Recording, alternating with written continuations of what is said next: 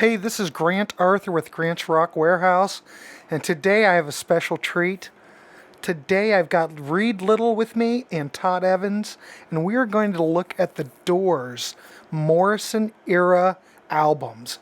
What we're going to do is pick our two favorite tracks from each record, have a discussion. Anytime you have Reed and Todd on the show, you know it's going to be good. So anyway, welcome to episode 29 and welcome to the Doors. So here we are. I've got Todd Evans. Everyone has seen Todd, and Reed Little. Everyone knows Reed. There they are. So what we're going to do is go through our top two favorite Doors tracks from each Morrison period record. So we're going to start out with the first album, The Doors from 1967. And for this, I'm going to start out with Reed and then go to Todd, and then we'll come to me, and we're just going to go right around. So we'll do The Doors, Strange Days, Waiting for the Sun. There we go. So Reed, I appreciate you guys coming on. Reed, why don't you start us out? Great. I've been looking forward to this one. The Doors fall into that category of bands that previously I was not a huge fan of. I'm mostly familiar with the Doors from the songs that are played on classic rock radio. My wife has a few Doors albums. We don't listen to them very often. So I really enjoyed doing a deep dive on their discography. And also, there are a lot of bands that I love that were heavily influenced by the Doors, although sometimes it's not apparent. So their debut album is probably my favorite of the six albums. And I'm going to go through some of my notes here because there are so many albums we're looking at. I don't want to seem unspontaneous, but I want to make sure I cover all of my points here. No, I you're said, good. What a debut this album was. So instrumentally speaking, the Doors are what you would call an organ trio: bass, organ, and guitar. Drums, organ, and guitar. No bass. Good grief. That's kind of the definition of an organ trio, except they have an electric piano instead of an actual organ of some sort. That's not a common sound. It's almost unheard of in rock. It's not common even in the jazz world. You get close to it with something like Booker T and the MGs, although Booker T, of course, had Donald Duck Dunn on bass, so it wasn't really an organ trio. I think Morrison, of course, what can I possibly say about Jim Morrison that hasn't been said? He's a legendary figure. I don't think he was the best technical singer. You can really hear him straining on this first album, but his baritone voice and his performances on the albums are absolutely unique. And this is really consistently my favorite thing about Jim Morrison is he's not just somebody who hits the notes. He performs in the songs. He uses different vocal styles. He emphasizes, he uses dynamics, sometimes completely different voices within the same song. That's super rare now, and it was basically unheard of in the late 1960s. So it was a real attention grabber. I love the sequencing on the album. They open with Break On Through to the Other Side and end with The End. And, that's a fantastic bookend for an album. Pointless detail. Most of the fonts that have this album, Doors is not capitalized. It's capital T in the, lowercase d in Doors. Sometimes they have all of the letters capitalized, but it's never the Doors with a capital D and then lowercase O's. So I always thought that was an interesting graphical choice. What a great logo, you have to admit. It's perfect. Yeah, I don't think know it's who the designed finest logo it of all time. but it has to be one of the finest logos of the 60s. I swear. It's artistic and easily readable. And I don't know whether Jack Holzman designed the Doors logo or whether he liked the Doors logo so much that he made it the Elektra logo, but they do match. It's like the same font, isn't it? Yeah. Well, for my two favorite tracks, I selected side one, song one, Break On Through to the Other Side, which is maybe one of my favorite first songs on an album. The way it comes in with drums and then into organ, and just that song is so heavy for 1967. Right. Remember, this track came out before the MC5. It came out before the Stooges, came out before Led Zeppelin. If the entire album had sounded like Break On Through to the Other Side, we may have been talking about the Doors inventing heavy metal. Now, of course, nothing else they did is really heavy metal, so it's a one-off. But still, it's a very heavy opening song, and it really sets up the mood for the album. My second favorite song, though, is the polar opposite, and that's The Crystal Ship. A beautiful, quiet track. It's got really the start of Jim Morrison as a poetic lyricist. The more famous Light My Fire, I think, has terrible lyrics. They're just doggerel. But The Crystal Ship is beautiful. It evokes a sense of melancholy. And it's really the first place where the Doors match musically a mood to one of Morrison's weird lyrics. And that's something that would be kind of the best thing about the Doors going through the rest of their discography. And they achieve all of it without the syrupy string arrangements that were kind of de rigueur for their competition. Well, we got string arrangements on here, so yeah, we're going to talk about that when we get there.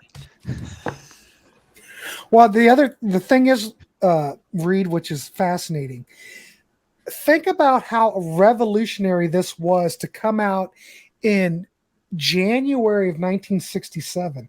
This record was recorded in August of 66. Think about it. There was probably nothing else like this during that time period, let alone January of 67. Pepper doesn't come out until June. I was just going to say it's technically before Pepper. Right. And it's, to be honest, if you have Break On Through as the opening track, that's pretty heavy for the time, It is. Now, right. One of the things that I have as a note for the last album, but I'll go ahead and throw it out here, is Morrison's voice is typically the heaviest thing actually in the performances. Mm-hmm. An electric piano has a sound. It was never going to sound particularly heavy. And the fact that they didn't have a bass to match with the drum limited the heaviness of the rhythm section. And then Robbie Krieger's just not a heavy guitarist. He's more of a jazz flamenco guitarist. But Morrison's voice is what really sells it as a heavier song.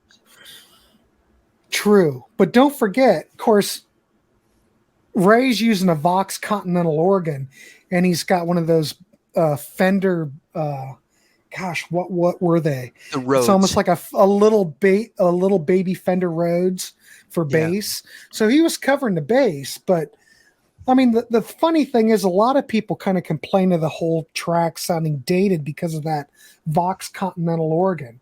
Because, it's like, there's a lot of bands that were using that song. The Seeds were using the Vox. It was kind of like the standard of the day. And so now you kind of look at it and go, well, that sounds kind of dated. But at the time, it really didn't, Yeah. Well, in my opinion, I think that that sound is timeless. But on top of that, he regularly put it through distortion, so it almost sounds like a synth at sometimes because it's heavily processed. So, I'm with you, Todd. I think the Vox Continental organ is one of the greatest organ sounds ever put to record. We're going to talk about timelessness more as we go through their catalog, because I've got some opinions on that subject as we go through. All right. But those are great picks. You got anything more to add, Reed? And let's move on to Todd. Todd, what do you got? Todd? Okay. What do you got? So I chose as my first fave, Break On Through the Other Side as well. I think it's one of the best openers of all time. I think that the way it opens this album is so effective because you get Morrison sounding ferocious, like right off the bat. Like that's the one thing that he had. And when you mention it being recorded in 1967, or 1966, that's Right. really amazing because I struggle to think of another vocalist that was like that sounded like that. He's got Morrison has a really smooth sound, and then he cranks it up and it gets fierce. And I just think that that's spectacular. I'm sure that caught a lot of people's attention. Right, and it's not like he's like the greatest vocalist of all time, Right. but the only vocalist of that time period that even triggers any kind of. I can compare, even though I think Janis Joplin was technically a better vocalist, but she had that power and that kind of. Oh, what do I want to say? She's very comparable to Morrison to some degree for that there time wasn't period. there wasn't a female vocalist like her until she came along. There was She nothing like changed. that. She changed Yeah. everything, and to some degree, he did too. Yeah, I think so. The second choice for me is Take It As It Comes. And I'll talk a little bit more about ones that almost made the cut in a minute. But Take It As It Comes I chose because it's 2 minutes and 18 seconds. And most of the time, I think that the shortest Doors songs are the most effective. And there are quite a few long Doors songs, and I like those too. But Take It As It Comes, I just think is the perfect song. I don't really have a lot of details as far as what I want to say about it. I just think that it's just perfect the way it is, and I love that it's brief, and I think that it is really, really well crafted. I always liked the end, but I like the end more musically than I like it lyrically. I think some of the lyrics are kind of dumb, but I also almost chose Alabama Song because when I was, I probably heard this album in 1981, 1982, something like that. And at the time, there was something about Alabama Song, the little choppy keyboards, that made me think, my gosh, they invented new wave like 9 years early. And listening to that now with older ears, I don't really hear that anymore. But at the time, I was convinced. I was like, the Doors are like a decade ahead of their time, and I think they are ahead of their time. But I don't know if that's the best song they were But a huge influence on new wave and Yeah. the post-punk. B-52s with the keyboard bass. Yeah. And not only that, but X used, Manzarek for the first two records. I mean, they love that's the true. Doors stuff. That's right. Plus, So, I think big it was the Wikipedia entry on goth rock, because I was doing some research on goth rock, says that a journalist referred to the Doors as gothic rock, and that's the first time that term appears in rock print. And I don't remember the citation, but really? the Doors were apparently the first band to have that applied to them. And then you can hear the influence on bands like The Cure or Echo and the Bunnymen. Oh, definitely. Definitely. Yep. Yeah. Yep. Definitely can hear that. And I have to say, somebody who's really into photography, I think this front cover and this back cover are some of the best cover photos I've ever seen. I think that's Guy Webster really who effective. shot that. Really effective. And when you look at that, I have a book, I should have brought it in here, called Rock and Roll Billboards. And it's got a picture of the Doors standing in front of the billboard that was pretty much this image or a similar image to it. And it's just talk about a band and a logo and image that's perfect for a billboard. That's it right there. Although, of course, I as love their that. career I love went that on, picture. the prominence of Jim Morrison in those band pictures became a real issue for a lot of people that weren't Jim Morrison. Right. I can see why. Well, I'm going to deviate from both of you guys. I'm not picking any of those. I have to go with Light My Fire because I think it is one of the most iconic singles of that era. That and 8 Miles High by the Byrds, I would have to say, are my two favorite singles from any American band during that period. Now, Light My Fire, what can I say? Ray's keyboard part on that Vox is perfect. Robbie's guitar parts. I mean, of course, the single was edited down, but I'll even take that. But I think it's 6 minutes and 50 seconds of pure bliss. I never get tired of it. And it's what's amazing about that. I think that was like one of the first songs that Robbie Krieger ever wrote. Yes, I'm I not think that's correct. mistaken. Holy crap. I mean, like a gift from the gods coming down. Here's a song for you. Write it. Crazy stuff. And my other song, I'm going to have to go with the end because even though a lot of these other songs are great, but there wasn't to record something like the end in early 1966. Or what did I say? Was that August or April? August. Yeah. August, late 1966.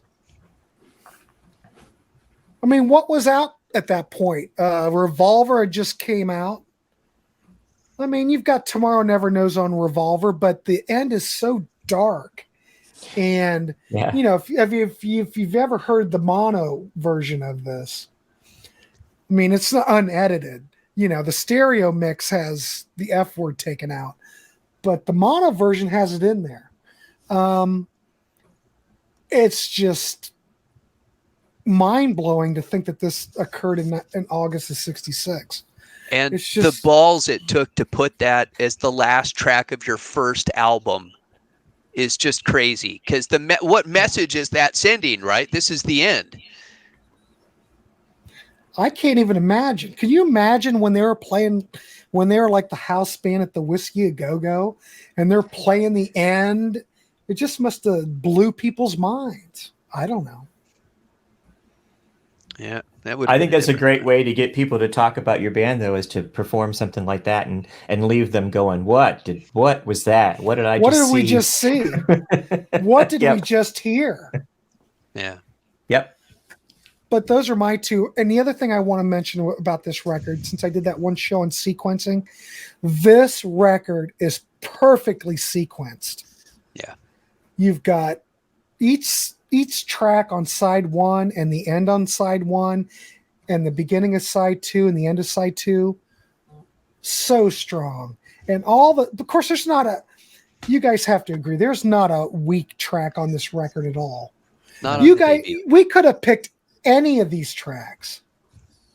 So here's a lesson that I wish Iron Maiden would learn from the Doors. There are two types of Doors songs, right? And I'm a huge Iron Maiden fan. I love Iron Maiden. They're absolutely one of my favorite bands. But their longer songs have too many instrumental passages. If you look at the Doors, a 7-minute track goes by like this because there are so many sung passages mixed in with the instruments. There's never like 3 minutes of instrumentation, 4 minutes of instrumentation. It may be a minute where the guitar or the keyboard gets to, step out for a bit because, again, they're set up like a jazz organ trio, right? So they've got that comping in the background and then soloing mentality, but it always comes back in with lyrics, and lyrics are what makes music interesting for the vast majority of listeners. Yep, I totally agree. Yeah. Well, all there right. you go. So we all had pretty much different opinions other than break on through. Yeah, Let's I meant Go to say that I almost picked sorry to interrupt. I meant to say that I almost picked Light My Fire too. Just because of it's just so iconic. Yeah. Yeah. Because of the like organ. I said, I can't think of a better single that came Yeah. out during that time period.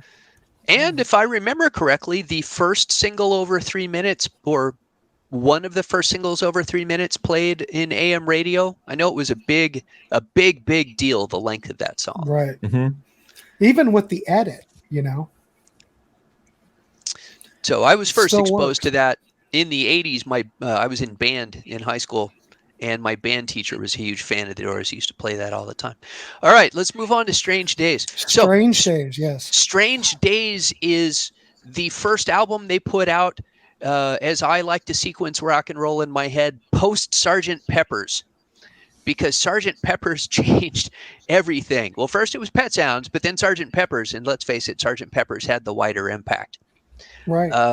And like many post Sgt. Pepper's albums, Strange Days is wildly overproduced to vastly less effect.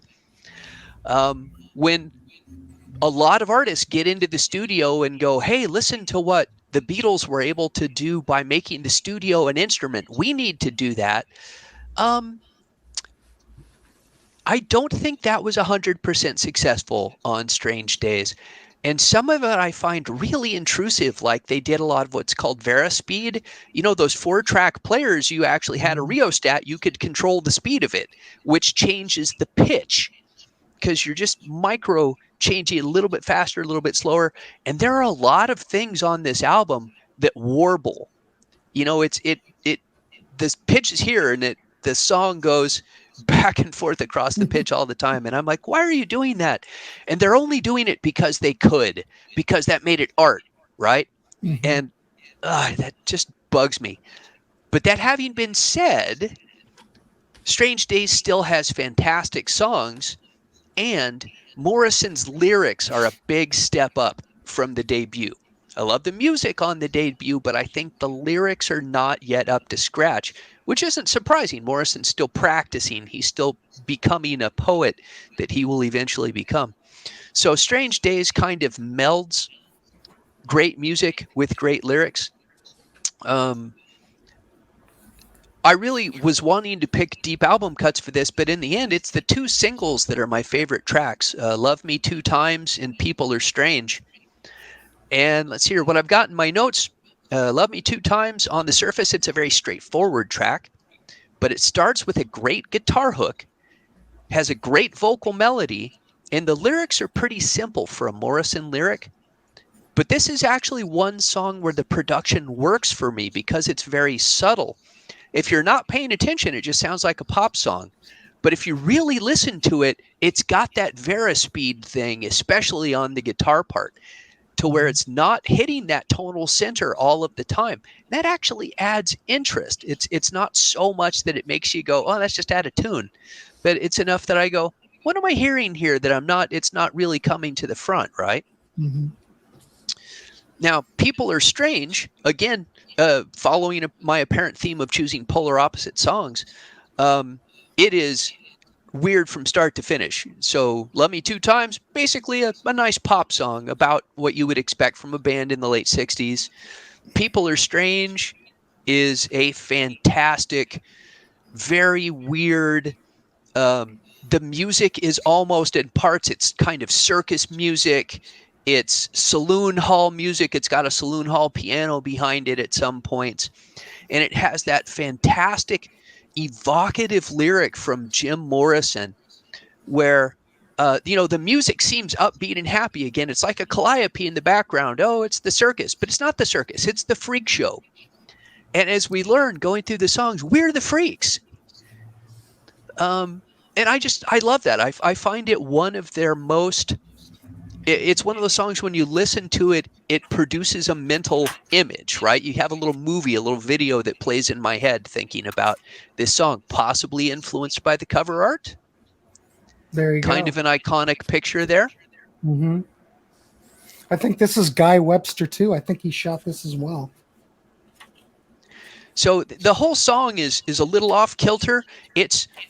Unlike the Crystal Ship, where I think the music and the lyrics match perfectly, in this case, the music and the lyrics are intentionally set apart, but it still works because it produces an effect. Mm-hmm. Todd, on to you, sir.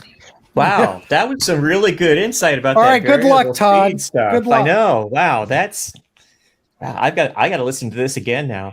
I With chose new ears. Yeah. I chose for this album Love Me 2 Times. And one of the things that I love about Love Me 2 Times is at the very end, there's that part that goes dun, dun, dun, dun, dun, where they're playing in unison. And they do that a couple times with the song, but the last 4 times they do it at the end, there's this heavy bass thing that's happening. And if you've got headphones on, it's like, whoa, what is that? It's like it's like this really resonating bass that it's some kind of a keyboard sound. I don't know what it is, but it's it's really really cool. So I almost chose as my second choice "People Are Strange" because I love it for all of the same reasons that that that Reed said. But I chose "Moonlight Drive." And that's because I think Moonlight Drive has such great atmosphere. But you think you know what it is. It's kind of chugging along, and it's really pleasant. And then at the end, the vocal delivery gets really intense and kind of scary. And that's what I like about it, is that it's you think it's one thing, and then it's sort of another thing or two things. Yeah. So "Love Me Two Times" and "Moonlight Drive." I almost chose also "When the Music's Over" because as far as a long form song, I really like that one. And I should admit too that I heard the Doors first when I was a kid. So I heard them first in like 1968 or 1969, but probably 67 because I remember when "Light My Fire" came out, and I was very young. But this album I never bought as a adult until not that long ago, and so I only knew the songs that were on 13 and that were on some of the other comps. I knew "When the Music's Over" because it's on some of the better comps, but some of these songs I had never heard, and I hadn't heard it in this sequence until just a couple of years ago. So I'm not real centered on this album as an album is concerned, but I'm still discovering it. Yeah, I think that's interesting point. I kind of look. Reed, you're muted. Reed's talking. Oh, sorry. Reed. You're I'm good. so sorry. I was going to say, one of the things I forgot to mention, having made such a big point of the first album being the organ trio, the very first thing that slapped me in the face listening to this album again is that it has a bass player. I was like, well, what? Why are you doing this? Why? It makes it in some ways a more conventional sounding album, but they got a really good bass player, and he plays some great lines. So I'm not taking too many points off, but it is, if you're hooked into that sort of thing, it's a bit jarring. Yeah. I'm not sure who's playing bass. I don't see anything in the liner notes, but on this album I don't remember. Probably Carol Kay or something. Either way. I'm sorry, Grant, I was accidentally cutting you off there. So no, it's all good. I kind of look at this record as an extension of the first album. They're very similar. Where I think "Waiting for the Sun" is more of a departure, this almost seems like an extension of the first album to me. Again, the sequencing almost mimics the first album. "Strange Days" opens side 1, "Moonlight Drive" closes side 1, "People Are Strange" opens side 2, and then you've got that epic "When the Music's Over," just like the end. It's and I don't think it takes anything away from it. It doesn't make this record weaker, but it's just an observation. I just see it's very similar to the first album. The tonality is very similar. The production's very similar. But I'm going to go with the two tracks that end each side. So like Todd, I'm going with "Moonlight Drive." That's one of Morrison's early songs that he had written. I think they tried to work that up for the first album, and I don't think they could get it together, but I think they really got it together for "Strange Days." And for everything that Todd said, I think it's a wonderful track. I could have picked a lot of other tracks on this record, but for some reason, "Moonlight Drive" just seems to do it for me. And I'm going to go with "Like the End." I seem to like these Doors epics, these songs that go on for 10 minutes. "When the Music's Over," which I think is just absolutely stunning. And it doesn't feel like 11 minutes. There's something about it. It doesn't. It's kind of like what Reed said. Yeah. I don't know. Maybe it's the vocalizations. It's just maybe it's the arrangement. But yeah, is it the end part too? Yes. But I don't know. It's something about the way the Doors end sides of records. They just know how to go out with a bang, and I never get tired of it. And I think it's a great track. But I could have picked many other tracks, Strange Days or Love Me Two Times or People Are there's the whole damn record's good. I think it's. I mean, everyone always says that the first album is the greatest record, but this is right up there. I could take this and the debut and just kind of interchange them. It's like the Cars. You got the Cars first album, Candio. Both of them are sonically similar. You could take both of those albums and just kind of put them in the same jacket and make them a two. Put them in the same jacket Yeah. and make a 2-record set. And it's the same way I feel about The Doors and Strange Days. See, and for me, what really sets it off is just the production. From what I understand, just in my cursory reading, the songs on Strange Days are all part of sort of the same continual writing process that came through their stint as the Whiskey House Band. And they probably had most of them written even when they recorded the debut. But what really sets it off is, again, their attempt to create art with a capital A by doing stuff in the studio. And that's kind of where I'm like, that's why I lean a little bit more to the first. If they had left some of the studio trickery off, I think the songs would have shined a little bit better. But certainly, I know that there are people to whom that's exactly why it will appeal. It's all good. Yeah, it's all good. All right, Now, shall we go to 1968, Waiting for the Sun? Waiting for the Sun. All right, so this is... The Doors very clearly divide up into 3 sets of 2 albums for me. The first 2 are their best. The next 2 are not good and awful. And then the final 2 are okay. Just a little preview there.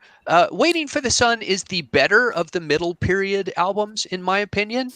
It's interesting to me that they worked with the same producer on all of the first 5 albums, considering some of the decisions that were made as we go on here. But Waiting for the Sun is a pop psychedelic album. The songs, I think, are much, much poppier. They're much more common than either the debut or Strange Days. But the lyrics are hippie, trippy, psychedelic lyrics. It's back to an organ trio format. They only have a bass player on 2 of the songs. The music is really variable in quality, and I was not surprised to read that this was the first album that they went into the studio with no songs ready to record. So a lot of bands talk about the dreaded second album slump, but for the Doors, it was a third album slump. They already had 2 albums worth of material, but they apparently struggled on this one, and that was really how I felt about it. I don't dislike it, but it's not one that's ever going to go into high rotation for me. I would certainly listen to the first 2 multiple times before thinking I needed to put Waiting for the Sun in. Looking for highlight tracks was a bit of a chore, but the ones I eventually settled on is Spanish Caravan. So I watched a documentary on the Doors, and it said that when the Doors recorded their first album, that Robbie Krieger had been playing guitar for 2 years. And I thought that was the most depressing thing I'd ever heard, because he's phenomenal on that album. Well, they're only slightly correct. He had been playing electric guitar for 2 years, but had been playing flamenco and jazz acoustic guitar prior to that. So that makes his chops on that first album not quite so prodigious. But Spanish Caravan is the main time in the whole Doors discography that he really gets to show off his flamenco chops. That just wasn't part of their music. Unfortunately, I think that's really the main thing the song has going for it.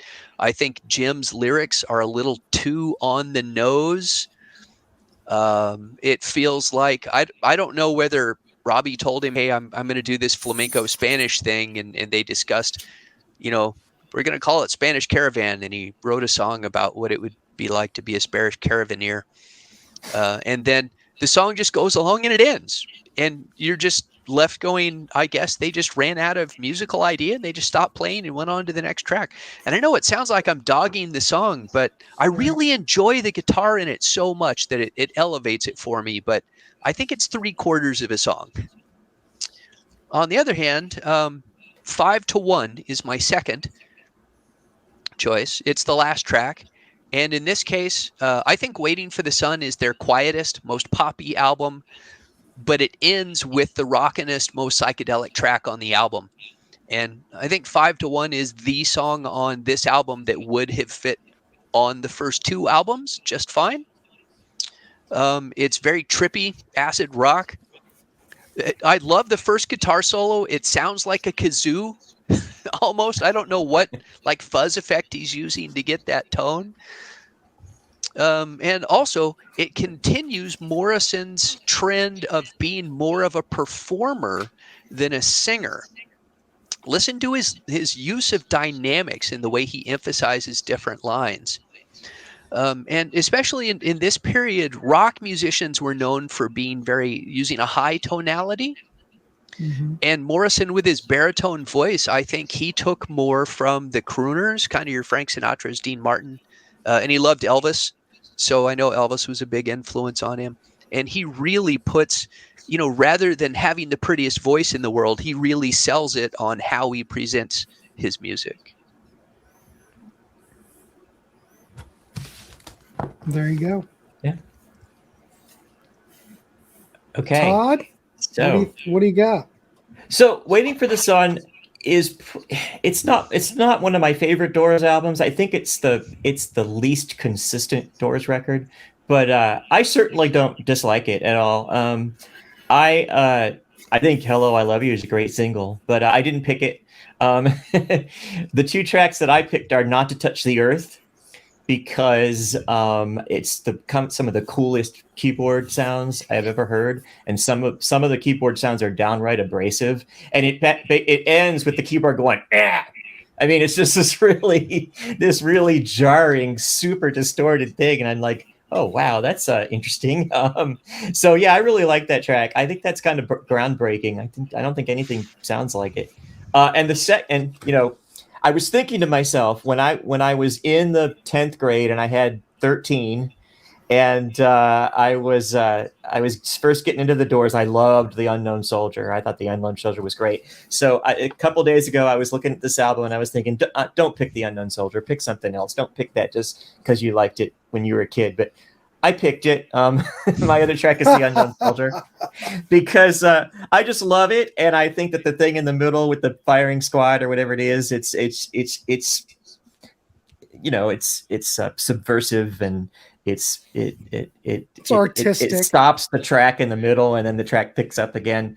I'm sure that there are probably people who think that that's cheesy or pretentious, but I like it. I think it's effective. But I also like 5-1. And I also like Spanish Caravan, and I agree that it sounds like Rothschild just went, oh, we're at 3:03, you're good, just stop.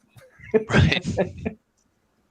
We're only getting 36 minutes, so you're good. I totally agree with that. Yeah. We're limited per side, so let's... Right. We're not going to have any more 11-minute epics. I could be wrong, but I think it might be the shortest Doors album. They're all pretty short, but it's one of the shorter ones. I remember the vinyl having a lot of dead wax when the songs end, and so it's pretty brief. Yeah, I've got an original pressing. I should have pulled it. Again, I'm failing everyone because I don't have my shit together. I was able to pull the CDs okay, but I can't pull any records. But yeah, Todd, I think you're right. I think this is like one of the shorter Doors records. I mean, or at least it feels that way. I mean, I haven't done the math, but right. Well, this is one of those. Well, I'm sorry, Todd. Do you have anything else to add? No, that was it. That's all I had. I totally agree with you. I think this is one of the ones that, well, I have to agree. A sequencing here is also key. Hello, I Love You opening side 1, Unknown Soldiers closing side 1, Spanish Caravan opening side 2, and 5-1. I would say that those, to me, those are the best tracks on the record.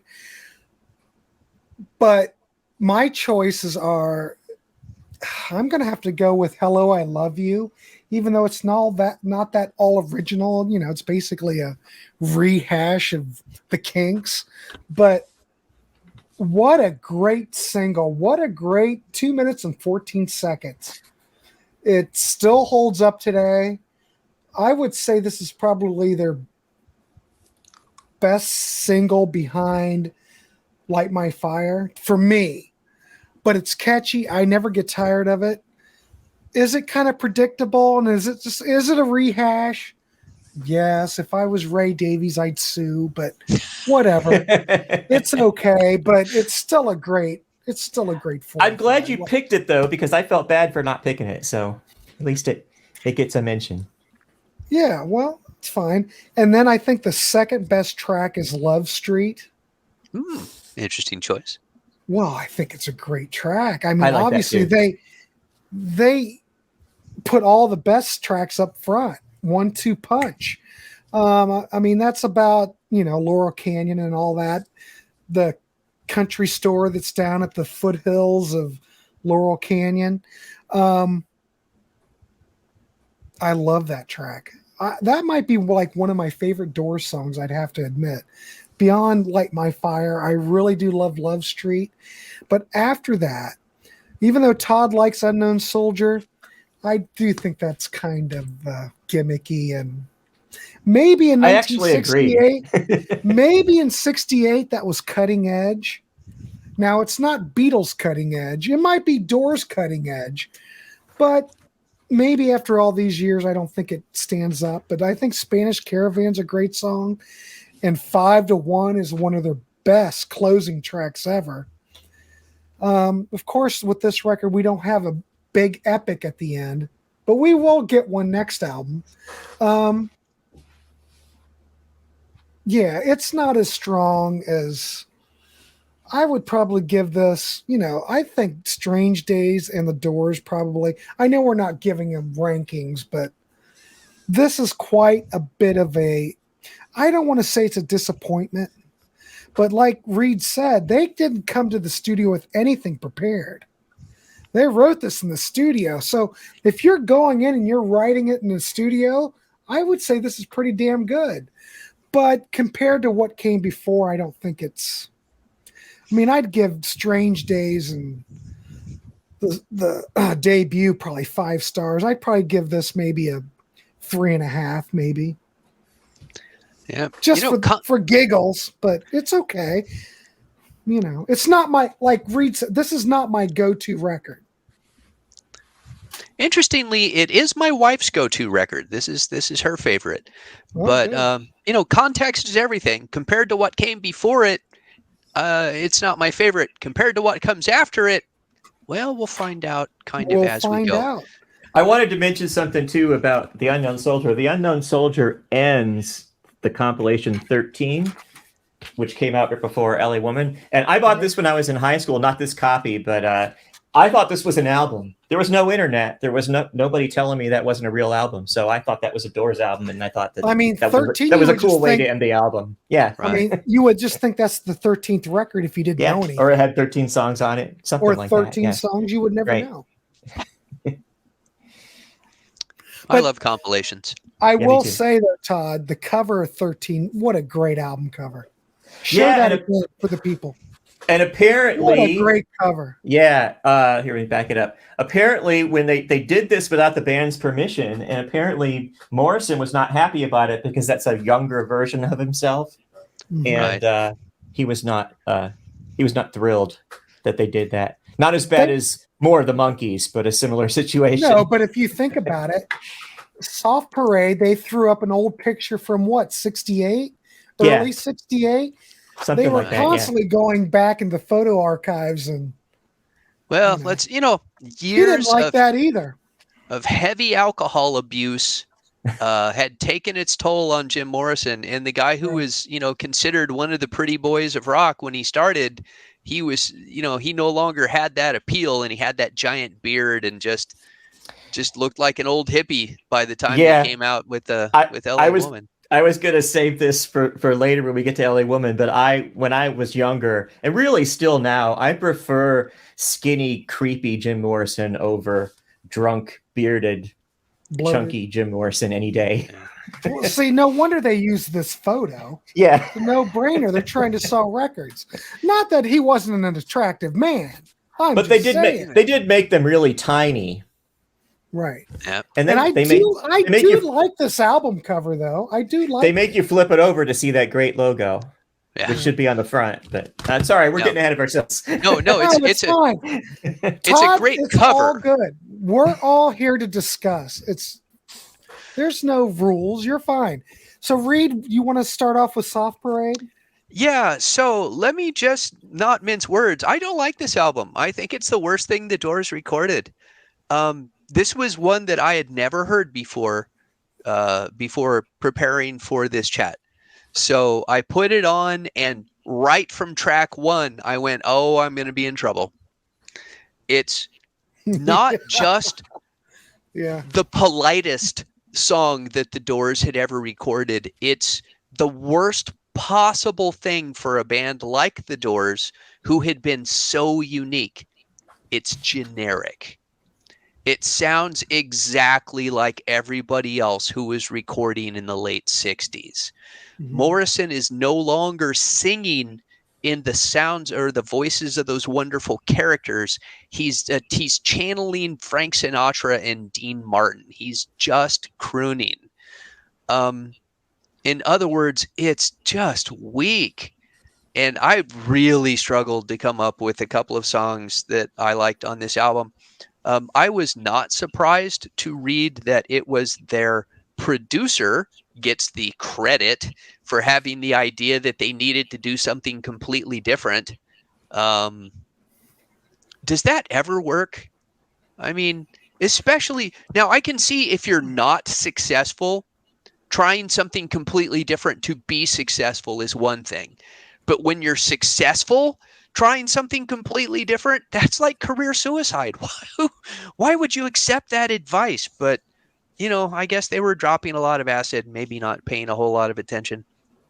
So after struggling with this album, I eventually, because I had set myself the chore of picking two tracks that would be my favorites, I went with Shaman's Blues and Wild Child. Shaman's Blues is pretty jazzy for a blues track. This album is really kind of, it's funny. I read in one of the, I don't know, Wikipedia pages or something, they were talking about the Doors having a blues rock style. And I went, people throw around that term a lot. It apparently, it doesn't mean what people think it means. In my opinion, there's no blues sound to the early Doors, but Shaman Blues is a blues, but it's a jazzy blues. Mm-hmm. Right. Again, this song could have been Booker T and the MGs. And I've got nothing against Booker T and the MGs. It's just not what I want from my Doors. It has great guitar and piano performances because the Doors were fantastic musicians. And I like this track because Morrison steps out of that crooner role and actually gives a bit of a performance. And then Wild Child, it at least has an interesting kind of Hendrixy sort of feel to the guitar line. It's more what I think of as a classic Doors sound. But having said that, I think it has some of Morrison's most phoned in lyrics on the album. It's just doggerel. But again, it's doggerel delivered with a hint of the old Jim Morrison performance. And really, that's what differentiates the tracks that I just will never listen to again, and the tracks that are like, well, they're not great, but I'll still put them on my compilation, is the way that Jim Morrison delivers his lines. Mm-hmm. There you go. Okay, am I up? Todd, okay. You're up. All right. Well, The Soft Parade is my favorite Doors album. Holy Jesus! I know this is not the Contrarians, but I have a contrarian opinion. Holy No, crap! This should have been on the Contrarians. But let me tell you why. Because I love it. I agree with some of Reed's points. Let me tell you why it's my favorite. Because I saw "Touch Me" being performed on the Ed Sullivan Show.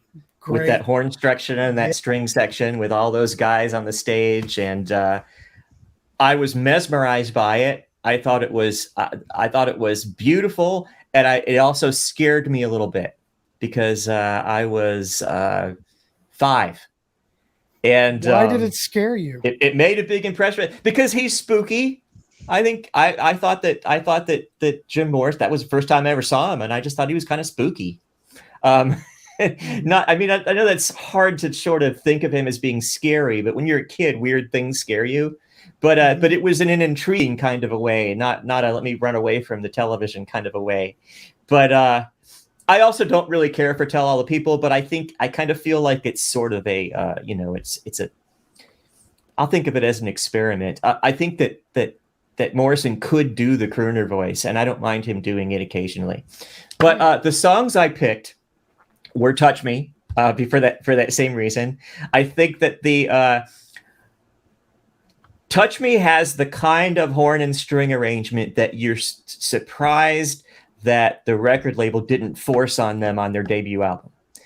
"Touch Me" has it, but I also tend to gravitate towards those songs from the late '60s that have that sound. Like my favorite Monkey song is this song called "Man Without a Dream." And it's got the same kind of thing. It's got an almost cheesy, like you're riding around in your uncle's Buick, listening to the 8-track player. It's got that kind of feel to it. And I'm always drawn. Nobody knows that song, but is that on Instant Replay? It's on Instant Replay, yeah. Okay. But anyway, I like those kind of songs, and part of that is nostalgia. It just reminds me of being a kid. And it reminds me of something that my dad would listen to. And my dad had a console stereo, and he would play his Sinatra and Bennett and Streisand records, and I would just watch him go around. And my mother would say, he's going to grow up to be a DJ. And little did we know that DJ is not a job you can have anymore. But anyway, the Soft Parade, my favorite album. "Touch Me," one of my favorite songs. The second, I like all the songs in the middle too, but my second favorite song is the Soft Parade. So I am going to pick a long song. I mentioned the Doors being a little bit ahead of their time stylistically, and I kind of feel like they invented disco about 6 years early in the Soft Parade. And I like the Soft Parade in that it's different. It's almost like it's 3 or 4 different songs, and they transition abruptly. So you're like, whoa. No, this is a different song. This is a different song. But speaking of things that are scary, that spoken word part at the beginning, if I'd have heard that when I was 5 years old, that would have scared the hell out of me. Yeah, But I do think it's really effective. I just think it's weird for the sake of being, and I like that the song ends that way. And I like that the album starts out with a song like "Tell All the People" and then ends with a song like "Soft Parade," which is sort of crazy go nuts. And so yeah, and that's that kind of weirdness and throw everything, but including the kitchen sink in there, kind of way of doing things is probably one of the reasons why it's my favorite. And wow, it's hard to explain why, really, but yeah, I don't quite understand that, but I'm going to go with it and not give you any shit. Thanks. No, I love it. If we all liked exactly the same thing, it'd be a boring old world. So there's one coming on down the road that everybody likes but me, and so we'll get to that. Okay. Well, we did a show last night on Ryan's channel, and we talked about "Unforgettable Fire" from U2. Right. Not a fan? Well, no. Yeah, he was There's a greatly lot of outnumbered. fanboys on that record. I didn't get it. Todd's one of them. I was never a U2 fan. Well, I'm hoping that we're through this series, we'll find some gems in there. I don't know. I'm trying to keep an open mind, but I never liked Unforgettable Fire when it came out, so nothing has changed. But this record, I'm kind of with Reed. This is not my least favorite Doors record. I think Waiting for the Sun is miles ahead of this record. Again, they were on a tour. They basically wrote this in the studio. They didn't have any material. And as you can see, this is like one of the first album that has songwriting credits where they're all individual and they weren't credited as the group. And Robbie Krieger stepping up his songwriting chops. Most of these songs are Robbie Krieger songs. Whether that's good or bad, I think Out of the Doors, I think Robbie knew how to write a single. And I think Touch Me is one of the best. For the album to me to be so weak, holy crap, is Touch Me a great song. I love the horns. I like what they're doing with it. It's another single that I never get tired of. I think Jim Morrison's vocals are great. I think Touch Me probably should have opened the album because I don't think Tell All the People is a... I agree with that. It's a weak opening. Why is it number 2? I don't know. In fact, Wild Child's okay, but that kind of annoys me too. Wishful Sinful. I like that Running one. Blue. Weird. I like know. that one. I just don't get it. But, Todd, you also like the Unforgettable Fire. That being said, my 2 tracks are Touch Me, obviously, which I think is just phenomenal. One of the best singles I ever produced. Spectacular saxophone solo. Sorry to interrupt. Spectacular. Who played the sax on that? I don't know, but whoever plays it on the Ed Sullivan Show plays it exactly like the record. So It says Curtis Amy sax solos. I don't know, whatever. But the orchestral arrangements don't bother me so much. I just don't think that the material was up to snuff. I think if they would have taken 6 months, but don't forget, this was the 60s. You go out on tour, you crank an album out. You go out on tour, you crank an album out. You put 2 albums out a year. If you're lucky, you can create a masterpiece in that time period. The Doors wasn't one of those type of bands. They needed time to develop the material. Unfortunately, this isn't one of those records. They crammed a lot of records in a very short time. They did. There probably should have been fewer of them. Well, that was the thing of the day, right? Everybody recorded 2 albums a year. Mm-hmm. But don't forget, during this time period, everyone was focused on singles. The album was secondary. But anyway, I'm going off on a tangent like I always do. Touch Me is, I think, is a great track, and I'm going to have to go with the other epic, The Soft Parade, for exactly what Todd says. It's almost like a bunch of different tracks just combined into one. But I think it's very strong. I think that's really Morrison's thing. I mean, he wrote this. I think it's up there with The End, and I think it's okay. But I think I just find those 2 tracks are what I like on here, which is kind of sad. Those are also my 2 favorites, and I just think that they're strong enough to I like that they're leaps and bounds ahead of a lot of other Doors songs. But this album did go platinum. I'm just going to add that. And the Rolling Stone record guy gave it 3 stars. I think this was the lowest reviewed. All their other records pretty much got 4 stars. This one had the worst review. Just to throw that out there. That figures. I can see that. Yeah, so I think, but I have to agree with Rolling Stone on this. I think it's a 3-star record. Todd probably give it a solid 4. 4.5. 4.5. I'm going to have to re-listen to it and see what you're hearing. I don't know. I could be wrong. Like I said, you like Unforgettable Fire. So we'll Yeah. go with that. All right. Next, Morrison Hotel. All right. So really, when we talk about the Doors, for me, you're talking clearly two album sets. You have the two hard psychedelic albums. You have the two Wandering in the Wilderness late 60s pop albums. And then you have the two anachronistic 70s blues albums. So by the time Morrison Hotel comes out, it's 1970, right? Right. And think about what an enormous change in the sonic climate of rock music has happened between 1969 and 1970. Because when the Doors started, again, that first Doors album may have been the heaviest thing to come out in 1968. I think their only real competition would have been Hendrix and Cream. By 1969, we have Led Zeppelin. In 70, you've got Sabbath, and you've got Deep Purple and Uriah Heep, and the musical climate has changed, and I don't think there's a place for the psychedelic Doors anymore.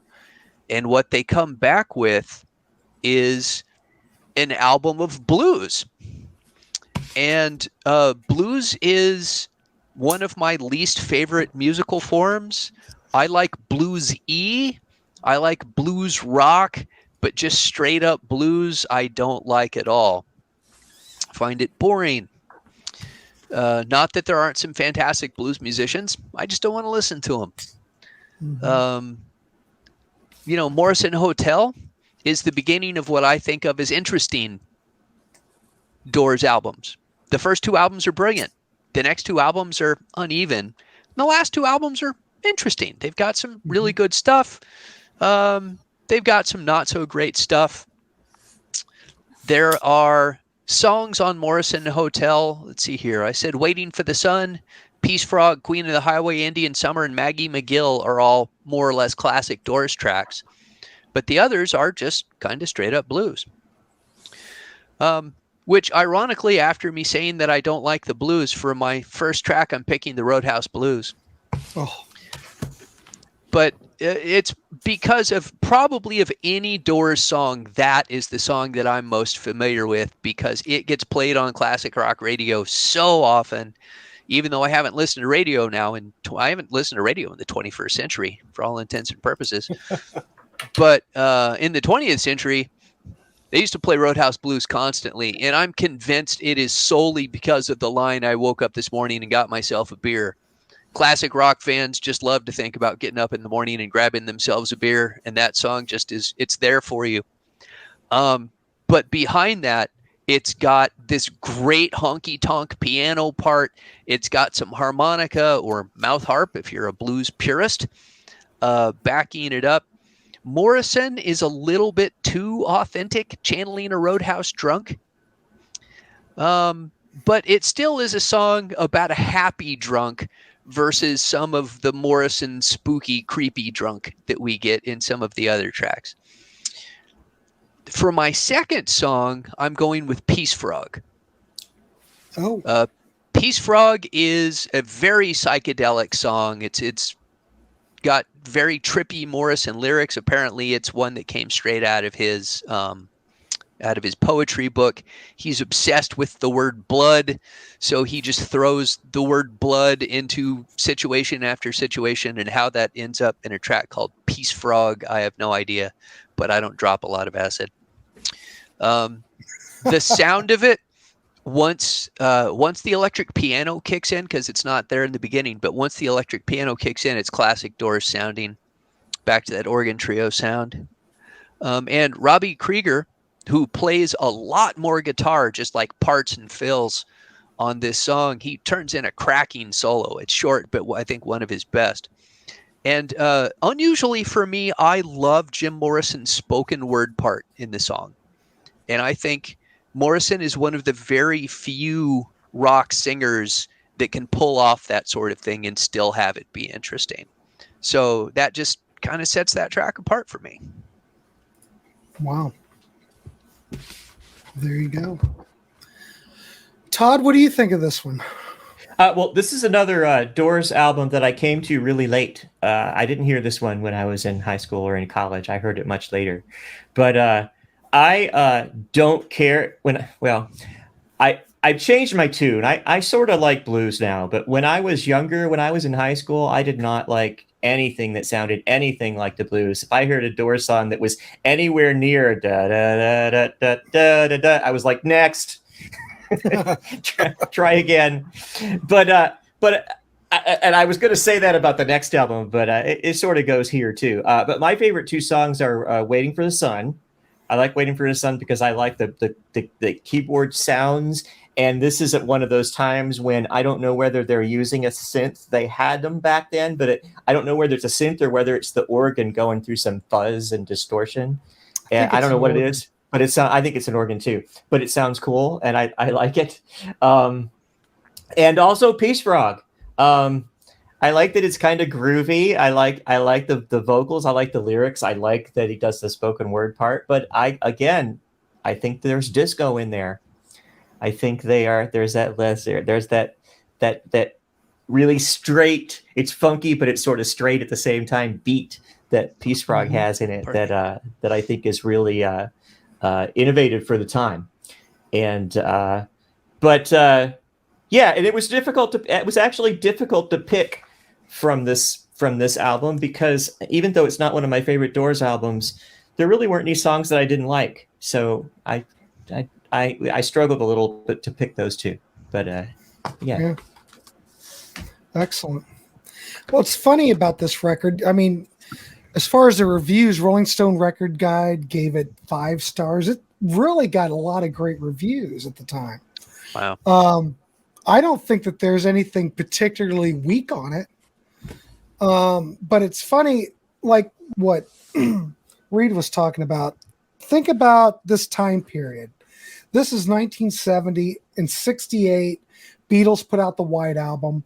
They abandoned all that psychedelia, all that kind of progressive tendency, because the Beatles kind of dictated how everyone else moved along. So you've got this at this time period too. You've got the band coming out in 68, and that's very rootsy to some degree. It's not really blues based. You've got Bob Dylan doing Nashville Skyline, everything. And what was the other record? Nashville Skyline and 1967. Oh crap. It's got Along the Watchtower on it. Oh crap. Well, you know what I mean. Everything kind of was streamlined. We're going back to roots. So the Doors, going back to their roots, even though we haven't really seen much of the blues element until this record, there's always been a little bit of a blues element there. I mean, Jim Morrison, that's what Jim liked. I mean, all of them like the blues. So it's going right with the times. Everything's stripped back. There's no psychedelia here. It's pretty straightforward. So it's fitting right in.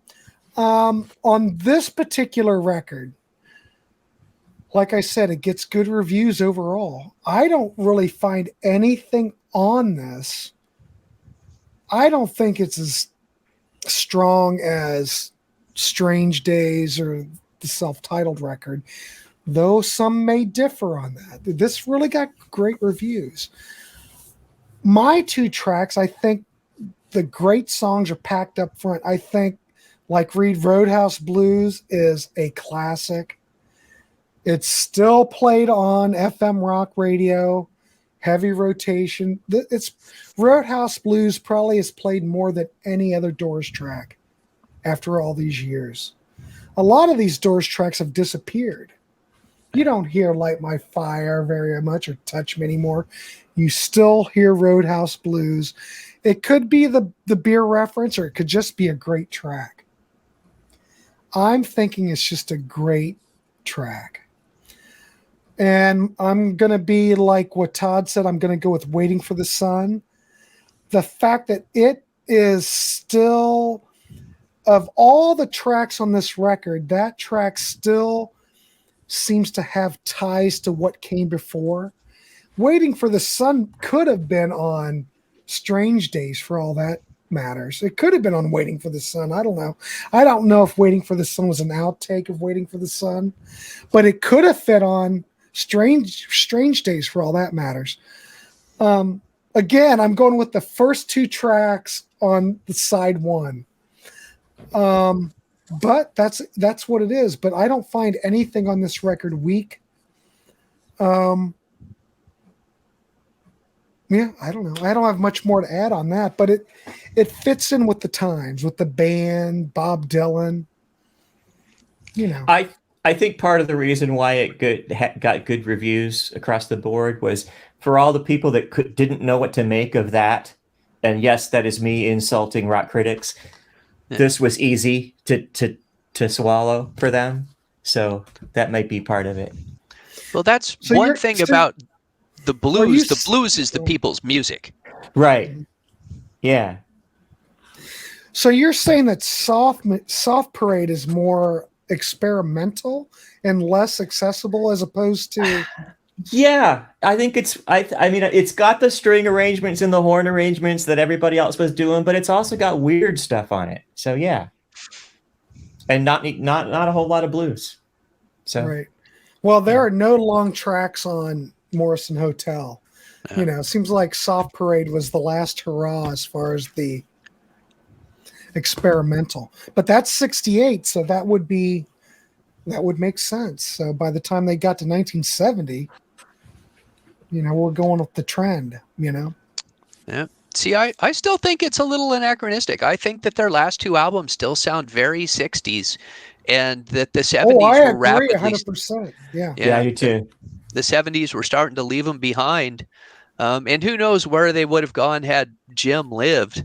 But, of course, where they win is L.A. Woman. The only track or the only album they did without Rothschild producing.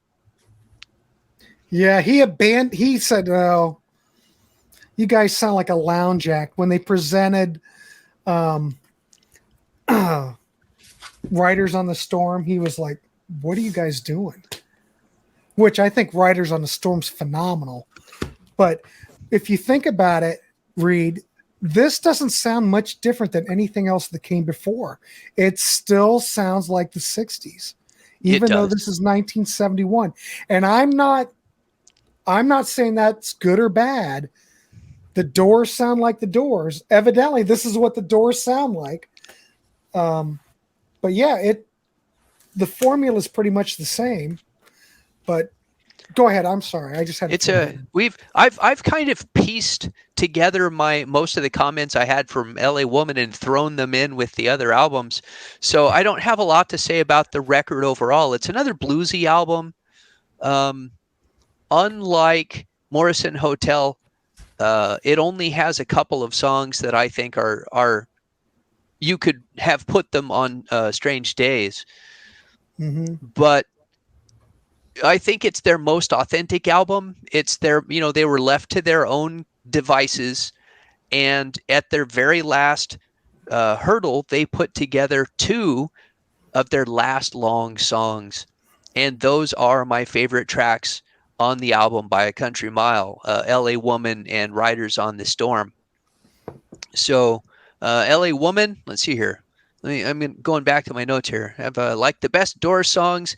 It has a wonderful blend of electric guitar and electric piano. Mm-hmm. Matches a great melody to a propulsive beat. Robbie Krieger plays his ass off. I think it continues to be a classic rock staple because it's such a great road song. On the other hand, even though I love it as Jim Morrison's love letter to L.A. before he went to France, his vocal delivery on this song is almost a parody of the character that he does on Roadhouse Blues. And, it's funny because my friends and I have kind of made fun of this song for years because you can sing it. It sounds like somebody talking to their dog, right? Who's a good boy? Who's a good boy? And I'm like, I don't know why he did that. It had to be on purpose, or he was just drunk off of his ass when he was recording it. Maybe. But it fits the track, and now it's impossible. It's become so much a part of that track. It's impossible to think of it straight. Like, listening, the idea of listening to BTO's "You Ain't Seen Nothing Yet" without the stuttering in it. It wouldn't be the same anymore. That's just part of its identity. Yeah. And of course, it has the legendary Mr. Mojo Rising. Man, just for as I was making dinner last night, I've got a thing with Google on the counter there. So I said, "Hey Siri, who's Mr. Mojo Rising?" And she instantly came back, Jim Morrison. So even Siri knows who Mr. Mojo Siri Rising knows is. Everything. And my other track, last track of side 2, Riders of the Storm. Probably my favorite Doors track, unless I've already called something else my favorite Doors track, in which case I apparently like several Doors tracks. But Riders in the Storm, I think, ends with what I loved about the Crystal Ship. It perfectly matches the mood of the music with the mood of the lyrics. It's tied, in my opinion, for the best use of a rain sound effect to establish mood with the opening of Black Sabbath. But it gets the nod because the Doors produced this album themselves, whereas Black Sabbath's producer put the rain on before their track without them knowing it was there. So it was not a deliberate choice from Sabbath, and it was a deliberate choice from the Doors. That's true. But it perfectly conjures up that lonesome road, and it doesn't matter whether you're the driver or the hitchhiker. The music, you can just you can sympathize with either viewpoint listening to this track. It's got sweet lyrics, it's got disturbing lyrics, it's got a beautiful performance, and again, not just hitting the notes, because Morrison wasn't about hitting the notes. It's about changing his vocal style. It's got harder passages and softer passages, vocal fry or not vocal fry, singing in different styles. A lyric that was so disturbing, that Dean Koontz wrote an entire horror story based on the whole "there's a killer on the road" bit. Can't remember what that book's called anymore, but it's just the type of lyric that sticks with you. And I'm sure that even in the early 70s, it was pretty disturbing to be included in this song. And I really wish that producers had not lost what we get on this track. The swells in volume and intensity, the way the piano sits behind the vocal, and then when it takes a solo, it comes to the front. And modern music is so slammed. It's redlined. Everything's right up front in your face at the same level. And it just no longer has the ability to carry that variable emotional impact. When it's nothing but bright light, it blinds you. You need it to have a little light and shade, and then you can appreciate the differences. Also, it's got to be the perfect ending track. I mean, maybe stylistically, the end would have been, the ultimate track to have on your last album. But I think Riders of the Storm is one of their best songs and the perfect closer to this album. Yep. Totally agree. Yeah, me too. Okay, so LA Woman. I'm going to start out by saying I don't like this record. Oh, there's bearded Jim Morrison. I'm about to throw a beer bottle at you, Jim Morrison. he's all kind of sitting in Yeah. the corner, all sit up, Jim, for God's sakes. Yeah, Jim was pretty beaten down by life. Yeah, yeah, he was. I'm going to talk, though, about the things I love about it first. So I'm going to be really positive. And so I'm going to talk about Love Her Madly, which is the song that nobody ever picks as their favorite. But I like it. It harkens back to the past. It's got a great keyboard solo. Rothschild disputes the fact that he said that the thing about the cocktail music about Riders in the Storm. He says he was talking about about Lover Madly, which doesn't make any sense to me because it's like, well, that means that you made like 7 or 8 cocktail music songs with them That had the to be years wrong. prior. I thought it was Because I Riders think on the Storm. Lover Madly is well, it's speculation that he's talking about Lover Madly because he denies it was Riders on the Storm. But I think Lover Madly is it was when I heard this record. And actually, you know what? I have a prop. Give me just a minute. Get a prop. Uh-oh. This Reed, if Todd's getting a prop, Here it is. this is going to be good. Okay. When I'm- I was He in just high doesn't get props just for the heck of it. I forgot my prop. When I was a senior in high school, I bought this cassette, and I've always thought it was so cool. I love how it is in that horizontal.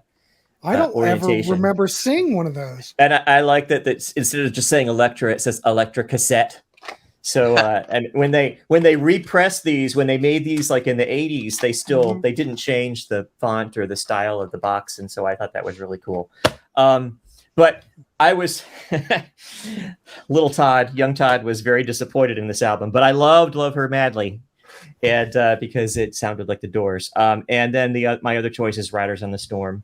For everything that Reed said, great moody dark atmosphere. Best really good use of that rain sound, and it feels to me like it ends like the Doors were meant to be in the 60s, and that song kind of says goodbye, closes the door on the 60s, because it feels really 60s to me. It feels very late 60s to me. Yep. But elegant and beautiful, and I absolutely love it. The rest of the album, if I can, I don't get the soapbox very often, so if y'all will indulge me.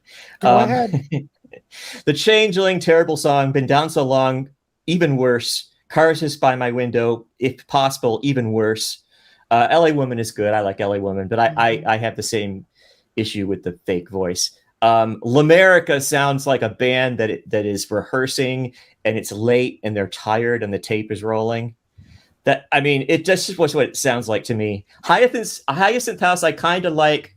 Crawling King Snake is okay. The Wasp, it's okay. But man, Been Down So Long and Cars Hiss By My Window and L'America are I just really dislike those songs. But there's 3 incredible songs that save it. So, And Cars Hiss By My Window is probably Jim Morrison's like main contribution to the album, right? Because that was written about his apartment, and it's in his. He wanted to do the blues, and I don't know. I think it's ironic that as the English blues boom buoyant.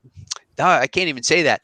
English blues boom bands were already out of favor in England. So again, this is them they're no longer at the cutting edge, right? They're no longer matching what's coming out in hard rock. They're still a generation behind, even though it's only 2 years.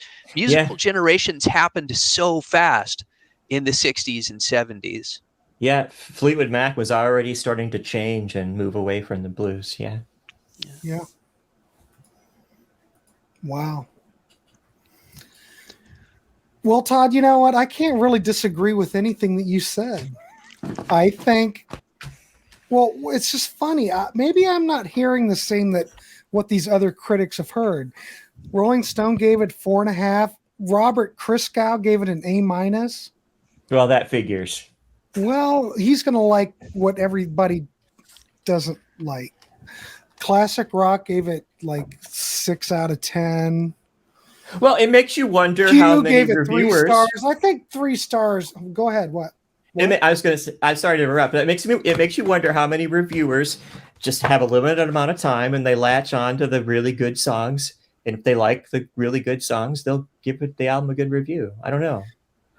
Yeah, I think that I'm like. And there's some really good songs on there.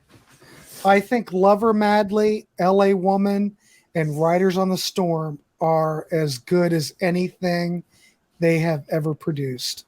Those are the standout tracks.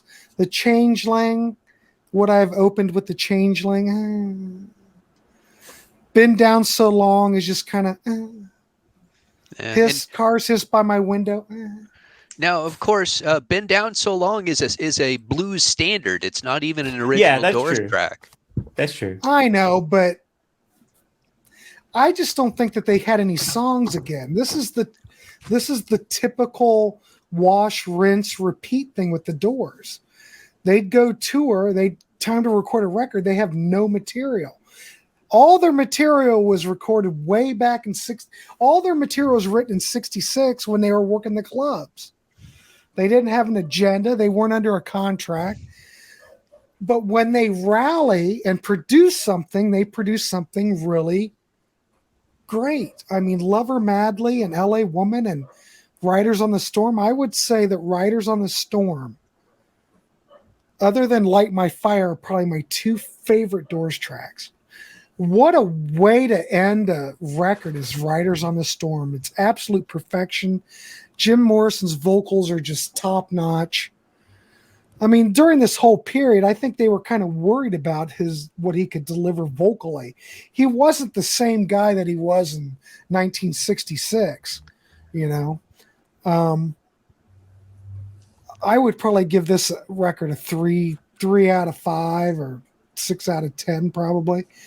But I have to admit, those 3 tracks, and I'll tell you, I really can't.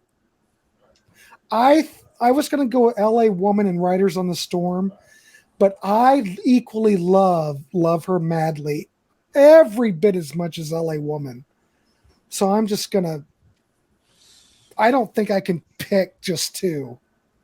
So I'm going to add Love Her Madly, LA Woman, and Riders on the Storm, whatever. Well, all great. The only thing that Rothschild said before he left the sessions was it was kind of a, if you can't say something nice, don't say anything at all. The only nice thing he had to say was, he said, Riders on the Storm and LA Woman sounded great in rehearsal. And that was pretty much his comment. And apparently they were having trouble. Apparently they were having trouble getting Morrison to show up on time and stuff like that. Well, interesting. He's busy. Interesting thing though about Morrison, about all of the everything you read about things, with the way things were going in the last year of his life. There are some photographs that were taken in the last couple of weeks of his life where he's hanging with his girlfriend and he's shaven. And so I don't know whether or not he tried to get it together and just couldn't, or I'd love to know more about that. Yeah. I mean, he clearly... I kind of think Morrison had his shit more together than we think. I think a lot of this is folklore, and it's just a great story that the guy was just out of control all the time. All the footage that I've ever seen of him, he seems like he's fairly coherent, you know? Well, he was notorious for having some extremely bad gigs. The very last performance they ever did is a notoriously bad one. He only sang part of it, sat down the entire time. And then, of course, there's that whole indecent exposure in Florida thing. I think that was all bullshit. So I wanted to mention, too, because it's one of my favorite rock and roll books of all time, John Densmore's book, Riders on the Storm. I absolutely loved that book, and it elevated his status in my head, and I already really liked him. I thought he was he's a really inventive drummer. But the thing that I think is so interesting in that book is his recollections of faking that whole going to the desert to go on the LSD trip. Because he didn't want to upset Jim, but he didn't want to participate, and so he just pretended. And I was just like, man, that's like if I was in the Doors, I'd be like scared to death of Jim and not sure about whether I wanted to participate. And so I really identified with that. But if you haven't read that book, it's called Riders on the Storm. Really good book. Yeah, I've never read it a lot. I need to add that one to the list. I have heard interviews with all 3 of the guys. Of course, I think Krieger's the only one still alive, right? Aren't Manzon-Eric and Densmore both dead? I think Densmore is still alive, but I'm not sure about that. I know Krieger is. Densmore's alive. Okay. Well, I know Krieger's alive. He just he came out with a new album a couple of years ago, a jazz album. He actually plays a lot of slide guitar over jazz backing tracks, which is a very interesting combination, but he makes it work. He's a I think a vastly underrated guitarist for American guitar, because the English got all of the credit, including Hendrix. The English stole Hendrix from us because Hendrix couldn't get a record deal in the U.S. But for American rock guitarists in the 60s, Robbie Krieger was right up there with any of them. He was just amazing. Oh, I agree 100%. Even John Densmore is 77 years old. Sorry, I didn't mean to. No, okay, you're so right. he's still alive. But, yeah, he's still you know, you've always heard, you know, like you were talking about, that Robbie Krieger only been playing guitar for 2 years, blah, blah, blah. Yeah, he might have been playing flamenco guitar, but what great guitar parts on those Doors records. The solo to Light My Fire is just brilliant. Just a brilliant player, you know. Underrated, I'd say. Apparently, he plays a mean game of golf, too. Oh, okay. He's a golf partner with Alice Cooper and you know what? Jerry Yeah, I have heard Cantrell that. from Alice in Chains. Yeah. Wow, what a group. Alice Cooper used to also play golf with Glenn Campbell, too. Yeah. They he were was buddies. big friends with Glenn Campbell. Yeah. Yeah, I didn't know Glenn Campbell golfed. You got to do something when you're not out touring, right? See, everybody, you tune into this show, you learn a lot. At least I do. Also, I think that the idea of Rothschild, the man whose idea it was to put out the soft parade, telling them that LA Woman sounded like cocktail music. Telling them that about any song it's really. I'm like, that doesn't make any sense to me. Yeah. I don't think buy that it. record. I think they did fine with Bruce Spotnick running the, producing. I think they did just fine. And it could be that it could be that it was more true that Rothschild was tired of putting up with Morrison being late and drunk and stuff like that than it was anything about the music. He may have thought that they didn't have enough songs, and he may be right. Well, think about it, Todd. They never had any songs. Ever since Waiting for the Sun, they were scrambling for material. Yeah, that's true. Writing in the studio. I would think if you're the producer after all these records, you're getting kind of tired of it. Yeah. I think I for don't me, know. What do I know? I don't know anything. I'm just guessing. After having really, again, for some of these albums, this was really the first time I'd listened to the whole album from start to finish. Mm-hmm. And I think what I discovered is that with one exception, although even on the Soft Parade, I do like the single that you guys liked that I'm suddenly Touch Me. Was that on the Soft Parade? Touch Me. Yeah, that's a good song. I don't know why I didn't pick it as one of my favorite songs, but I could put together a 2-album my favorite songs from the Doors, no problem. Yeah. But they're really, those first 2 albums are really the only albums of theirs that I'm like, I enjoy this. I want to put this into my rotation. The rest of them are interesting and occasionally brilliant, but I prefer the songs to listening to the entire albums. I agree with that. Yeah, the first 2 records are totally solid. Totally. In fact, I put my little 2 songs in each album list into a playlist in the iTunes, and it was 48 minutes long, and it's a great listen. Yeah, it doesn't have anything that I want to skip. Yeah. So I don't know. Were the Doors a singles band? Maybe. Yeah. Maybe they're a singles band. I think they're so hard to classify that I just don't know. I'm not sure. But their singles are so good. I'm just saying. I'm throwing it out there.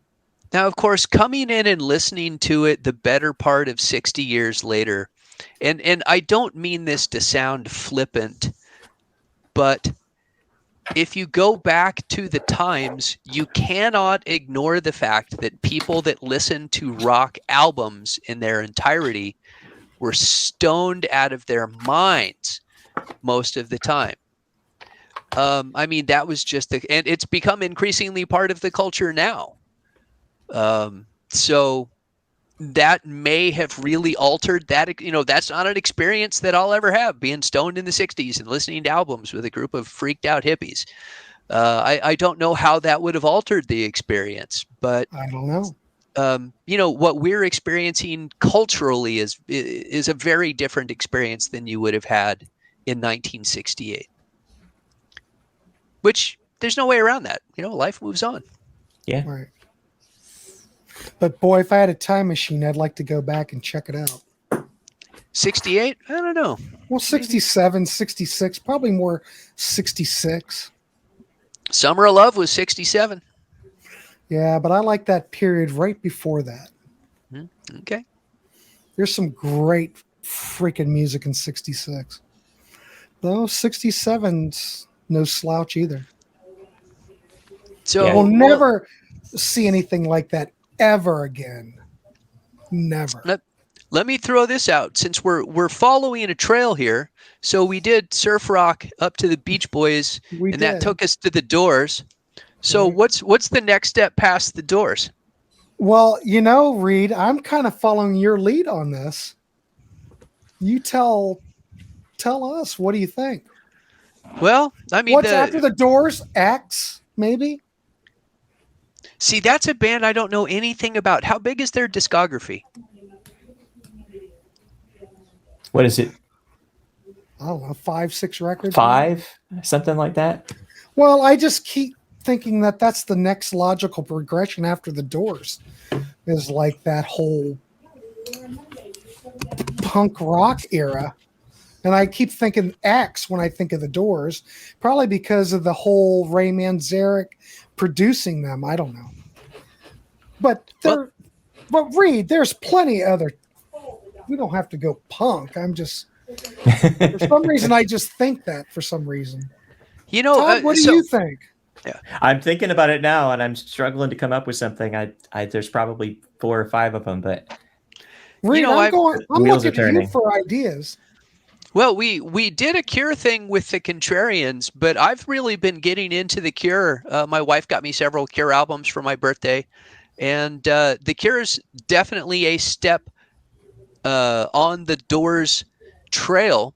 Now, the question is, do you want to do something between the Doors and the Cure? So I don't know anything about X. Assign me 2 X albums, and I'll listen to them, and we can talk about it. Well, I'd much rather talk The Cure than talk X. Really? Okay. Well, I'm a big Cure fan. Now, I thought you might be a big X fan. Well, I just think X and the Doors are kind of similar to some degree. Remind me what we did with Contrarians with Cure. I know we did the Cure, but what was the topic? Top 3. Top 3 albums. But we could do we could do 2 songs on each. We could like do we did with this. It would take longer, but much longer. The thing is with the Contrarians, and I'm not talking bad about Contrarians because I love everyone over there. I wanted to continue on with the Cure thing, and where we would choose like our favorite tracks or something like that. And it never materialized. And I figured I was going to do that on my channel. So maybe this is the time to do it. All right. What if we did that? What if we did the 2 tracks thing, but we split it? Yeah, we would have to. What do you mean split it? Part 1 and part 2? You'd have to split part 1, 2, and 3? Yeah. What if we did, we could split it up 4 albums at a time. How about that? We'll do our favorite 2 albums or our favorite 2 tracks, 4 albums at a time, chronological order. I'm game for that. Yeah, I would love to do that. There's a lot of stuff that I would like to do too. Maybe do a show of like Cure B-sides, our favorite non-LP tracks. I don't know. That's getting awful geeky. Like I've talked to Todd about this before. Right. A lot of the great Cure tracks are B-sides. They were on singles. Soundtracks. Do you have that box set where it's the B-sides, Reed? I do, yeah. Yeah, Join the Dots.